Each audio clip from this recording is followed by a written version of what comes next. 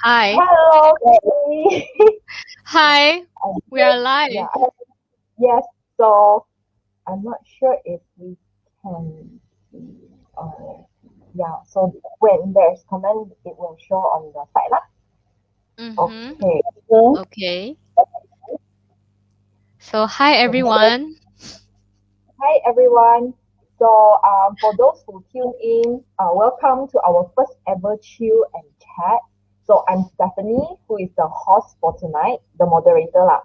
I'm also from Befrienders, and we have Kelly, who is the vice chairperson of Befrienders Kuching. So she's the one who made Kuching have befrienders. Yeah. So yeah, Kelly, how about we start off by having you telling us how did befrienders actually started, and Mm. then how eventually in Kuching we also have a befriender NGO. Okay. It's actually a very long story. So, the Befrienders model, it came from the Samaritans. So, the Samaritans is started by this priest called Chad Vara, Reverend Chad Vara. And he was this guy lah from England, right? So he runs a church.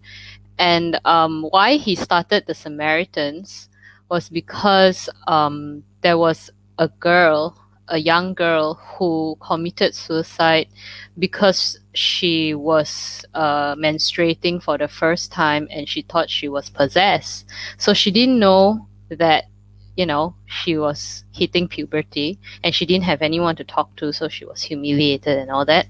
So unfortunately, she passed away. So of course he was the priest in charge of a funeral, and so this incident really impacted him and made him decide that he should start the Samaritans that will help people who are facing difficulties lah, and also need someone to talk to. And also there's another incident was because he's a priest, right? So he actually see a lot of people.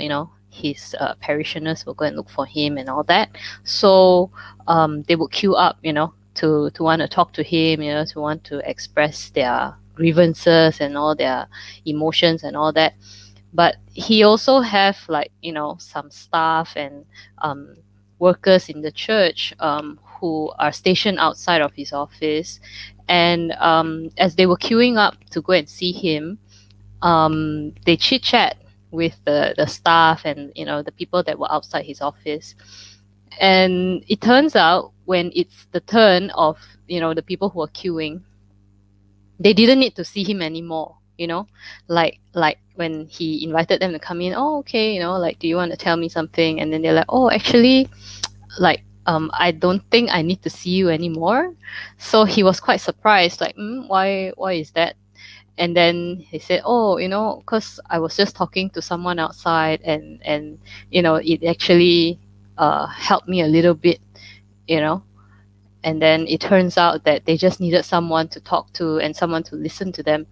So yeah, and that was how he got the idea of, oh, okay, that's what it's all about. It's called befriending. So that was the concept. And then, of course, that's how he started Samaritans. And then Befrienders model is based on Samaritans of the UK. So then Befrienders Worldwide, of course, they have so many all over the world. And then it's brought to Malaysia. So how Malaysia's Befrienders started, it was because of the 1969 riot in West Malaysia. So it was a very traumatic incident for everyone, because, it was a dark time in the history of Malaysia.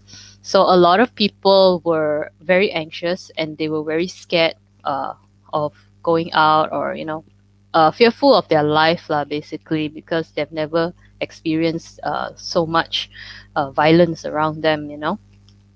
And so this Befrienders Malaysia was started by a group of mental health professionals, and they wanted to set up this helpline for these individuals, in Klang Valley, who were experiencing anxiety and fear and distress over the incident.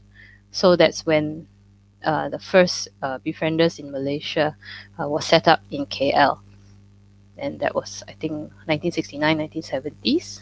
Yeah. So then that was the first Befrienders in Malaysia, and then subsequently there were other branches that started off, and then now we have nine. So Kuching is the ninth, the youngest, the baby of Befrienders. We started in 2018. So this is our third anniversary.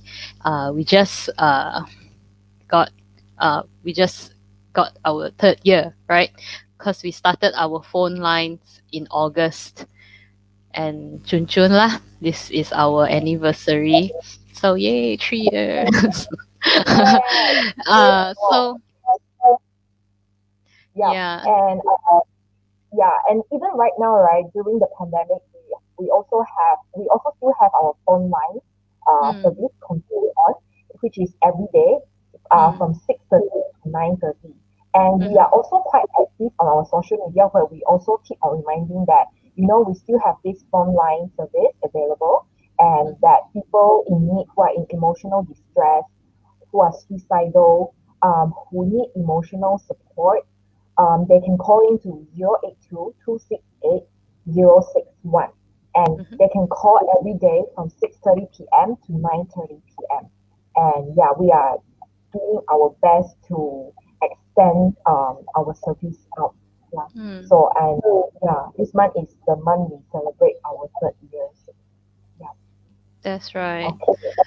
So Yeah. how did I start Befrienders Kuching ka? Do I still continue with that? Yeah, yeah, you can say that. Then how did Oh, it went and from Semenanjung to Sarawak, Kuching? so I'm originally from West Malaysia, right? So I was doing counseling as well in West Malaysia. And what I did, when I was working in a university, and when students are experiencing distress or they're stressed out, I would ask them to call Befrienders, because Befrienders KL is 24 hours, right? But then when I moved here, and I was also working in a college, and I realized that students here are also in distress, but I couldn't get them to call any local lines here, you see. And at the time, Befrienders, their calls weren't waived; they weren't free of charge, you see. So in order for them to call to West Malaysia, there are like some charges and all that. So then I thought, okay, maybe I should start a local center here. And yeah, it was quite a serendipitous incident, because um, like one of my ex-colleagues, he was attending a psychological conference in Sarawak. They were hosting it, and Befrienders, the pioneers were there as well. So then he gave me a call and he said, "Hey, you remember you wanted to start something? I'm with them now. I'm with the Befrienders pioneers, and I'm in the same bus with them. Yeah, so I'm like just gonna hook you guys up. You want to like meet them for dinner or something." And so I just said, "Yeah, yeah, let's do it." And then the rest was history. Yeah, so that was in 2017, July 20th, if I'm not mistaken. Yeah. I So that see. was a while back. Hmm, hmm, Yeah. hmm. So it has been a journey, right? Yeah, it's been a long, not that long lah, 3 years saja. Great. So yeah, and I actually would like you to share, right? Back to our main topic today. Mm, Besides celebrating the 3 years anniversary for Befrienders, we also want mhm, to share like how during this pandemic, right? We mhm. as Befrienders, we can share our experience. And actually, everyone can also befriend another person or their loved ones or their friends in need. That's Like, right. how can we actually do that? And Mm, yeah, And I think, yeah, it will be best to get you to share since, yeah, you are very experienced also and you're professionals as well. You don't need to be a professional to be a befriender. Anyone can be a befriender. That's why it's called befriender. Anybody can be a befriender. You can befriend someone.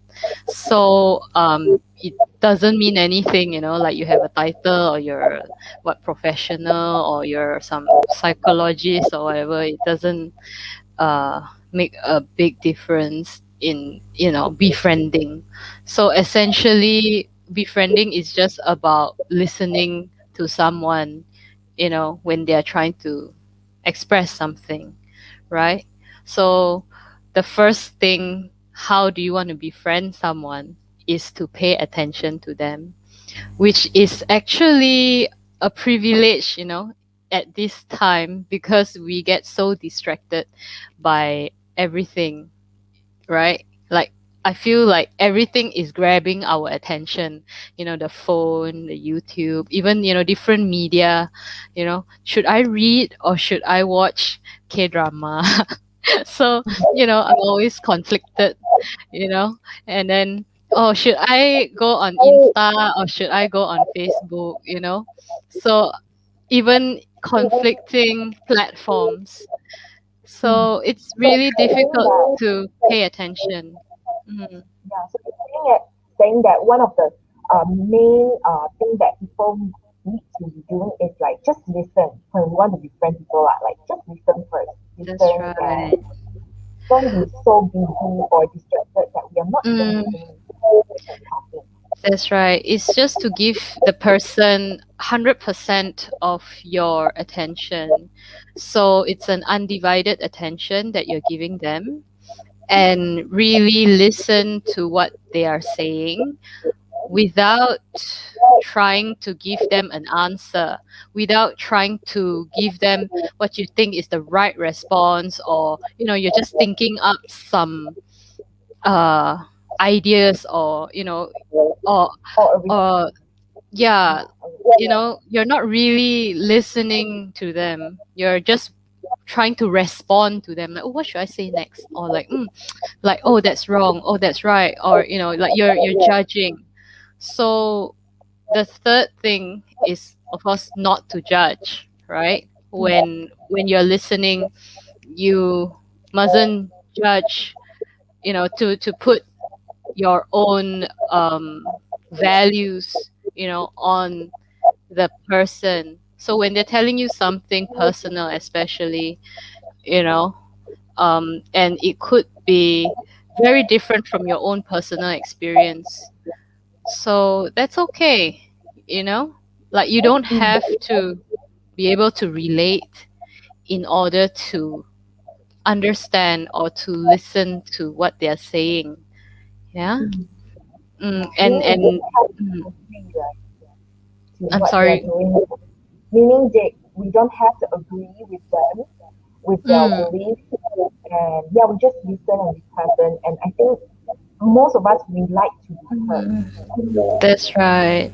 Yeah, and I think a lot of times, the barriers of listening is that we want to compete with the person who is talking.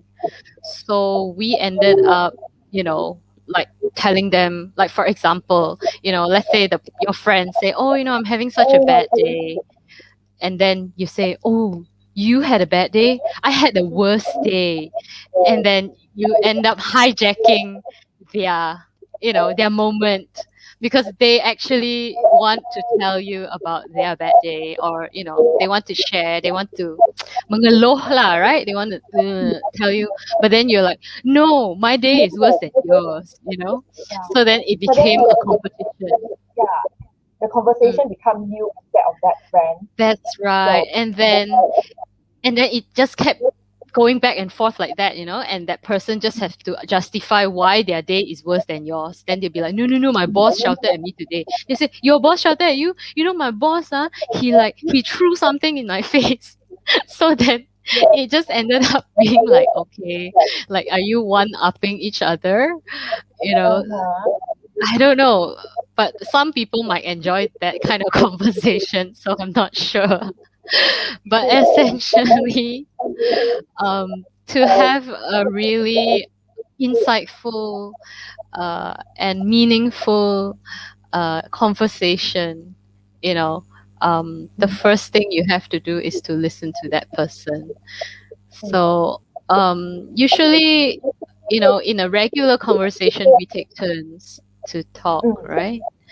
But a lot of times, you know, there will be one party who will be the dominant one, and and that could be a challenge as well. mm. That might hinder the other person from liking to speak up or mengeluh Mm, gitu. yeah, that's why it's even harder, I think, for people who are not really talkers, like they are more, probably introverted, or they're more reserved. So it's really harder for them to open up. So Mm, if, let's say, when they are trying to engage with you, especially when they're having a hard time, it will be harder for them to express verbally, because when they are trying to say something, sometimes it's very hard for them to verbalize, to say it out. And then before they actually get to say it out, mm. the person, the listener, is already very impatient, right? They're already jumping at it, like, what were you trying to say? True, true, true. Yeah, Yeah. maybe in the end the person end up not speaking their own mind or Mm, yeah. True. So yeah. what's the second tip to befriend someone? What's the second tip that anyone can do to Mm, befriend another person? mm. I think the first thing, you need to be authentic. Like, you got to be sincere.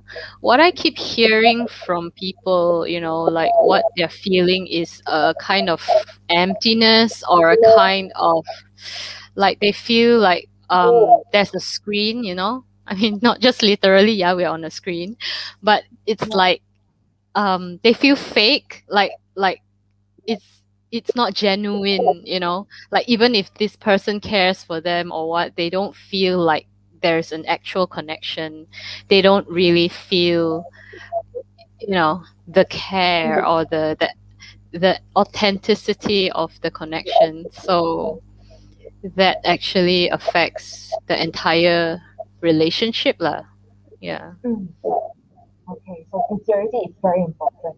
How about Mm. the next one? What else do you befriend someone? How else should we befriend someone? Be friendly. Yeah, oh yeah, okay, all right.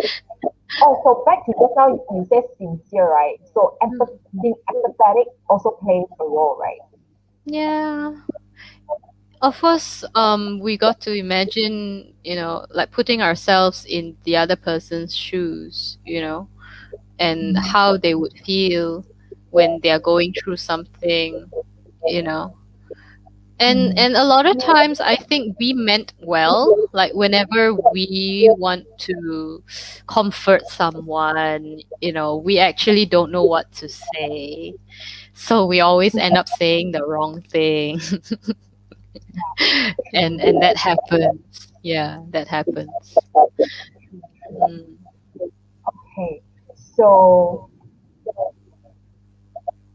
talking about like befrienders, right? We usually talk about suicide because we want to Mm. destigmatize and normalize the discussion of suicide.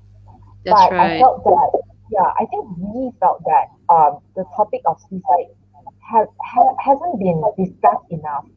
That's why it Mm. became a taboo topic. But as we see Yeah. that, like especially during this pandemic, we see the news that the Mm. prevalence of suicide is getting more and more. It's That's getting right. higher.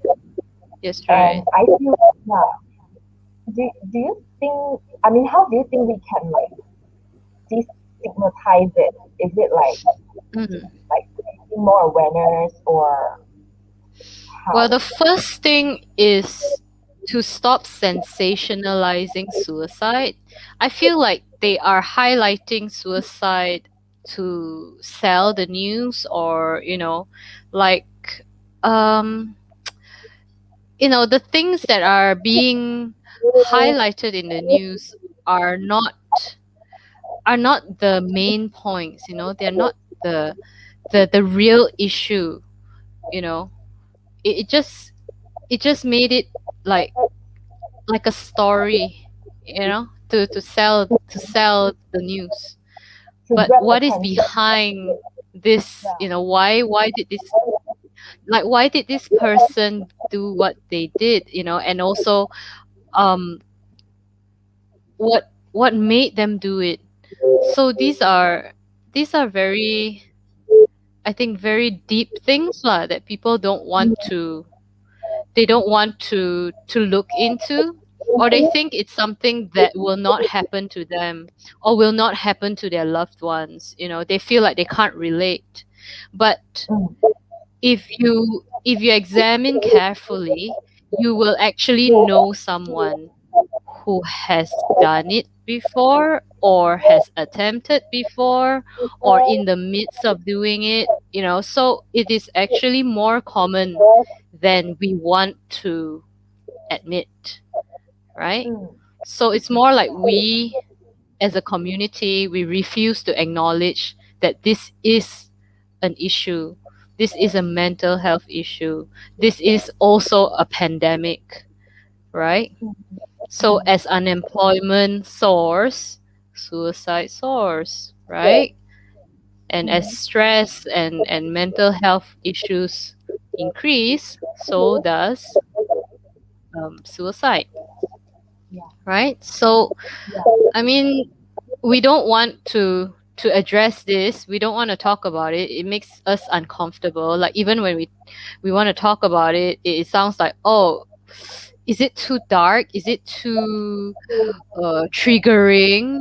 Will talking about suicide make someone want to die? Will trigger them to end it? No, it wouldn't, right? Not talking about it will encourage, in fact, because you And don't they feel address it. like, yeah. Mm. And is it because they feel like they have nowhere to turn to or no one to turn to because it's so, like, they feel so shameful because they will feel like, oh, I'm the odd one out, I'm the weird one. Why I have this kind of mental condition? Why do I feel like doing it? Oh, I shouldn't tell anyone, right? And they Mm, just keep it to themselves. it could be one of it, but not everyone feels that way. I think a lot of times, they are just, you know, in a really difficult situation, but they don't want to tell anyone about it because they are afraid that people will think that they are weak. They will think that, there's something wrong with them. They will think that, they will think a lot of things. So by them self stigmatizing themselves, it made it worse, you see, because they think that they're alone. They think that they're the only ones who are facing these things, and no one cares, and then they feel like a burden, and then they want to do the things to end the pain, right? Mm, So if, let's say, we allow them to have a space to express, how they feel, and then we find ways to help them, to overcome the situation that they're in, then it could prolong their life, right? mm, yes. So talking about it is the first step. Yeah. Because whether we want to talk about it or not, it is still going to happen, you see? Mm. So at least they take the first step of opening up or try to seek help, right? That's Try right. to reach out for help. Yeah. Yeah. But the self stigmatizing is the worst because they don't want to tell anyone. They suffer in silence and they feel ashamed, or, they feel bad. So they continue to suffer until the breaking point. So even when they finally do seek help, they are already very far down the road, you see. Mm, So what we want is actually they start seeking help early. So if they already feel like, oh, I'm a little bit, not feeling well, I'm feeling a little bit stressed, or this is the issue, then talk to someone, right? yeah. So let's say like me as a layman lah, like orang biasa, I'm not befriender or I doesn't know about all this, right? If someone close to me say, I feel like doing it. I mean, what should we do? I mean, like lately I don't feel like myself. I feel like so Hmm, suffocating. Then that's right. what should we do? Should we We say, oh, should. you just call befriender or something like that? Oh, if you say that, then it sounds like you're pushing them away, right? It just sounds like, yeah, it's not my problem. Why don't you just call befrienders? It sounds like you're a bit True, cold, right? true. Yeah, That's why we need to diffuse first, and that's really, right. if they are okay with that, we get them to call befriender. But we first, as the first touch Mm, point, we show our that's concern. right. Is it? Yeah. We should first validate them.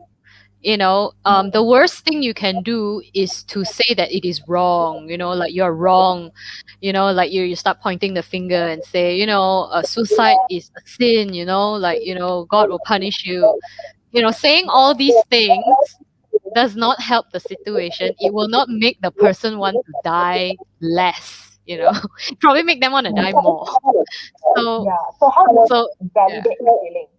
How do we validate the feelings? Maybe like, Mm. okay, what you feel is real, something like that, or can you suggest something better? Like, how do we validate the person's I feelings? don't know. I'm not sure. Like, you're gonna use a script, ka?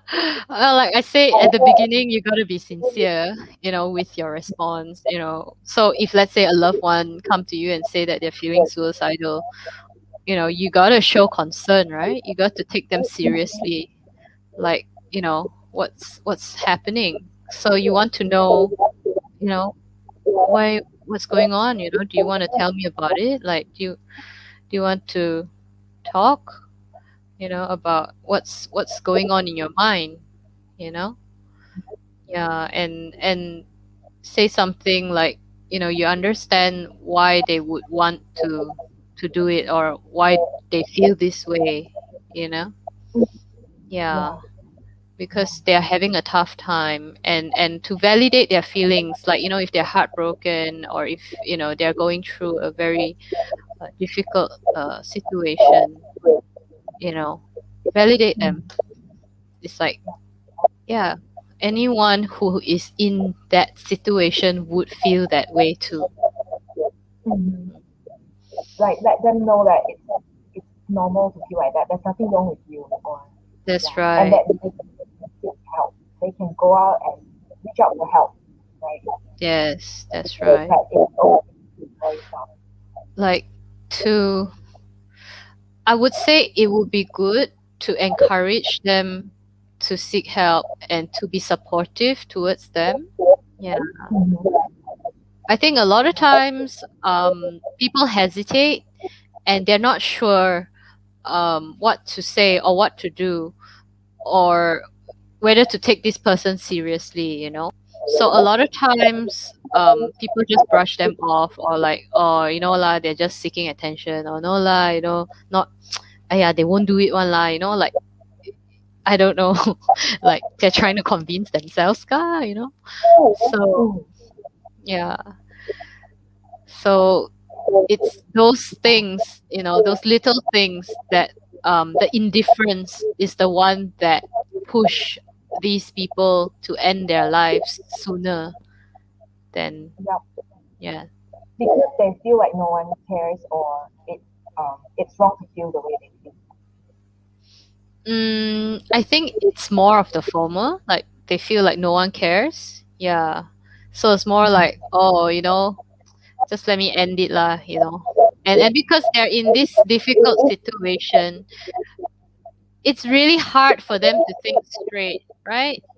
Like your brain is already overwhelmed, you know? It's like your iPhone hang like that lah. So mm, how the you expect this person to be logical, or to, you know, rational.